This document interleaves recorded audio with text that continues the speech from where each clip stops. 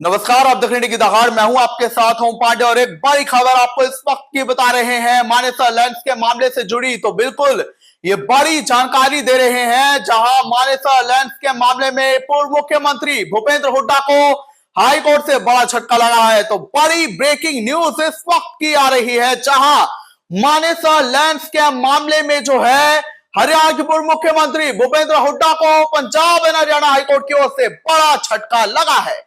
आपकी जानकारी के लिए बता दें कि हुड्डा ने हाल ही में इस मामले में एक याचिका दायर की थी पंजाब एंड हरियाणा हाईकोर्ट में। याचिका सीबीआई की विशेष अदालत के खिलाफ जो आदेश था उसके खिलाफ याचिका दायर की गई थी। आपको बता दें कि हुड्डा ने इस मामले की जांच कर रही सीबीआई की जो विशेष अदालत है पंचकुला में, वहां पर याचिका दायर की थी। याचिका यह थी कि इस मामले में सुनवाई फिलहाल स्थगित हो। तो सीबीआई की विशेष कोर्ट ने इस याचिका को रद्द कर दिया और यह कहा कि सुनवाई स्थगित नहीं होगी, बल्कि अगली सुनवाई में आरोप भी तय हो जाएंगे।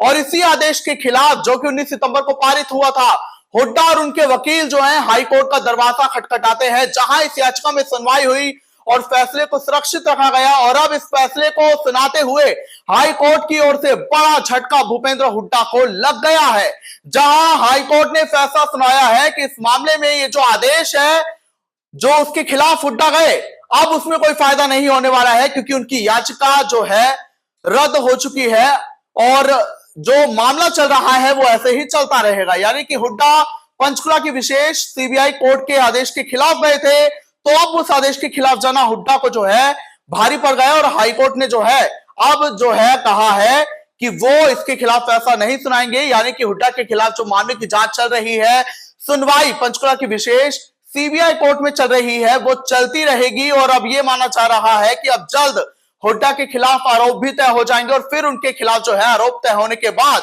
ट्रायल शुरू हो जाएगा। तो बिल्कुल ये बड़ा झटका हुड्डा को हाईकोर्ट की ओर से लगा है, जहां उन्हें यह लगा था कि जो पंचकुला की विशेष सीबीआई कोर्ट है उनके आदेश के खिलाफ जाएंगे तो शायद उनके पक्ष में फैसला आ जाए, लेकिन ऐसा नहीं हुआ।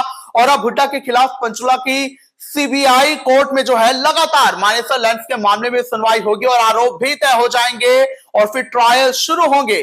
आपकी जानकारी के लिए बता दें कि मानेसर लैंड के मामले में जो है हुड्डा समेत 34 आरोपी जो है वो पूर्व अधिकारी और कई ऐसे नेता हैं, उन्हें आरोपित बनाया गया है। उनके खिलाफ 80,000 पन्नों की चार्जशीट है।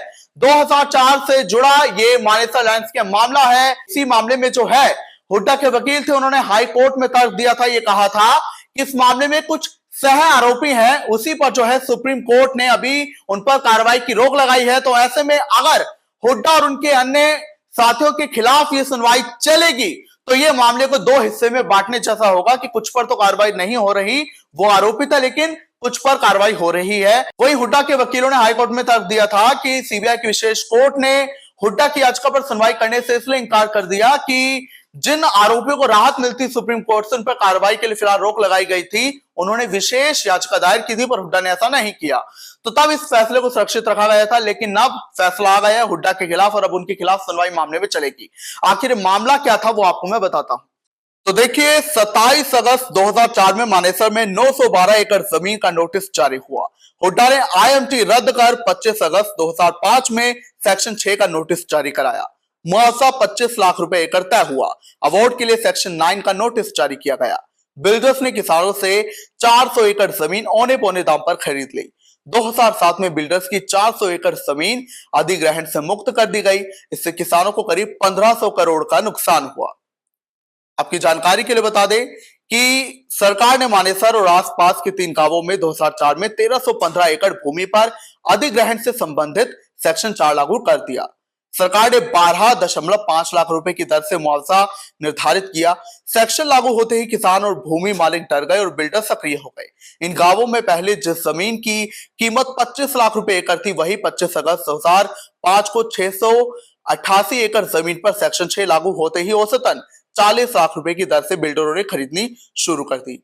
बिल्डर्स को यह पता था कि सरकार अधिसूचना वापस लेगी और इसी का फायदा उठाते हुए आरोप लगाया गया है कि बिल्डर्स ने धड़ाधड़ औने पौने दामों पर जमीनें खरीदी और सरकार ने 24 अगस्त 2007 को भूमि अधिग्रहण की अधिसूचना रद्द कर दी और इससे कुछ दिन पहले प्रॉपर्टी की कीमत 80 लाख रुपए एकड़ से अधिक हो गई और अधिसूचना रद्द होते ही जमीन की कीमत 1.2 करोड़ प्रति एकड़ को पार कर गई।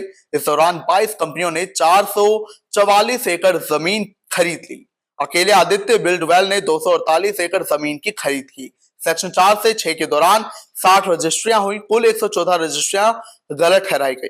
तो अब जो है हमने आपको मानेसर लैंड घोटाला जो मामला है वो संक्षिप्त में बता दिया है और हुड्डा पर यह आरोप है कि उन्होंने बिल्डर्स फर्टिलाइजर को फायदा पहुंचाने के लिए ऐसा किया और इसी मामले में लगातार जांच चल रही है और अब देखना होगा कि पंचकुला की विशेष सीबीआई अदालत में आरोप तय होने के बाद क्या कुछ मामले की सुनवाई और राजनीतिक रुख बदलता है।